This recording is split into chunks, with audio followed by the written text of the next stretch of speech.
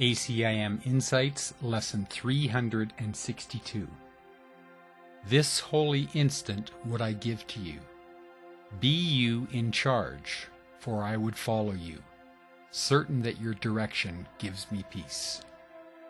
This year of lessons has been preparing us to live what is being called the mystic's life. It is a life directed by the Holy Spirit instead of the ego's dictates.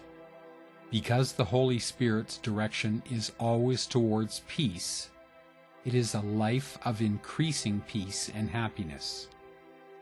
This form of our doing in the world may not change, but the meaning we give it does. Less and less of our doing is motivated by a sense of needing to protect ourselves against some unknown or imagined pending danger. Rather, our doing is motivated by the heartfelt desire to extend love, to see the face of Christ in all our brothers, to bring the miracle of forgiveness to the world. If we will let Him, the Holy Spirit will guide all our doing, and it will bring us great joy. Our judgments diminish as we turn them over to Him. More and more, each moment is recognized as a gift and opportunity to extend forgiveness and love. It may be someone we meet at the grocery store. It may be someone we talk to on the phone, a coworker, a supervisor, a friend, or someone we have not even met who shares in the blessing of forgiveness. Our minds are joined, and the forgiveness of one is the forgiveness of all. Perhaps we may not feel ready yet to let the Holy Spirit guide us in all our ways. Perhaps there are some areas in our life that we still want to reserve as our own. We fear we may be asked to make changes we don't feel ready to make. It does not matter. The Holy Spirit forever offers His gifts. As we learn to accept them and experience their blessing, their healing, their peace and joy, we will naturally want more. The appeal of peace becomes stronger than the appeal of specialness. Gradually, we begin to see that those areas of our lives we reserve for ourselves no longer have the attraction they once had. Gradually, we offer them also to the Holy Spirit, and He gives us the gift of peace and eternal happiness in exchange. The Holy Spirit does not coerce or demand. He simply holds out His gifts to us and judges not. We take them when we are ready. A Course in Miracles offers us a means to accelerate our willingness to receive the gifts of God's peace and joy. We each use what's available to us for healing according to our willingness. Holy Spirit, today I offer you my eyes, my ears, my tongue, my hands, my feet to serve your will, which I know to be my own in truth. I would not lead but only follow your sure direction to the home of my Source and Creator. I give thanks for your friendship and your comfort. I rest in your sure direction. Even though we may be dreaming about something else, we cannot stop being the light of God that we are. Behind the form, everyone and everything in this world is the light of God, the same light of God. That is the lesson we are to ultimately learn. That is why I must follow and not lead. The Holy Spirit teaches me to see as He does, to see the truth behind every form of separation. My job is to let the Holy Spirit in, to give the Holy Spirit the chance to do its healing work in my mind. I may rise and fall again, but one thing is certain. In reality, dreams do not matter, for they are merely dreams. The truth remains that we are all still the light of God. We cannot change that through dreaming. We cannot affect a change in what we are in any way.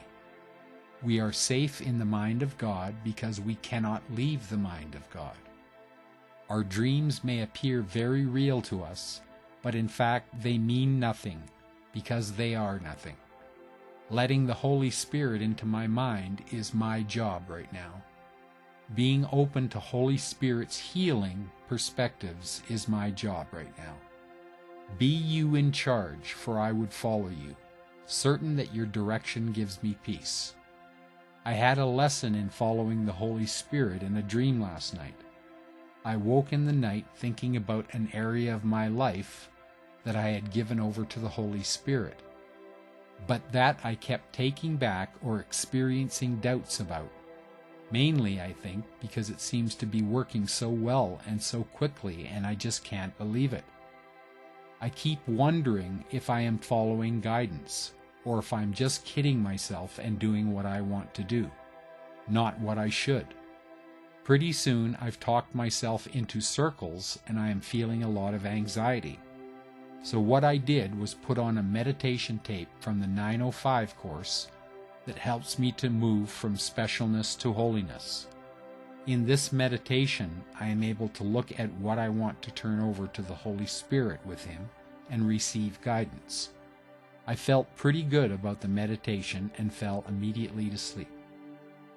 I woke up later from a dream in which I found myself crossing a tall bridge in a cab. I am riding along at an exhilarating speed in the passenger seat and decide to get more comfortable by reclining the seat somewhat. I can't get it to catch, and it seems to be trying to lay flat.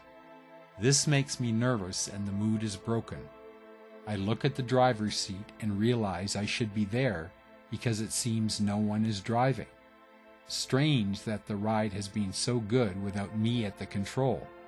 In a panic, I climb into the driver's seat and see myself coming up on other vehicles and try to put on the brakes. But it seems I have cloth or something tangling my feet and I can't find the brakes. Nevertheless, I make it, miraculously it seems, to the other side of the bridge and to where I'm going, with no mishap. When I woke up, the dream came back to me and I realized that it mirrored what I was doing in my waking life. I gave the controls over to the Holy Spirit and was moving toward our destination at a fast clip until I started feeling nervous about no longer being in control and tried to take over again. Then felt anxiety as I tried to do something on my own that I've already proven myself incapable of completing successfully.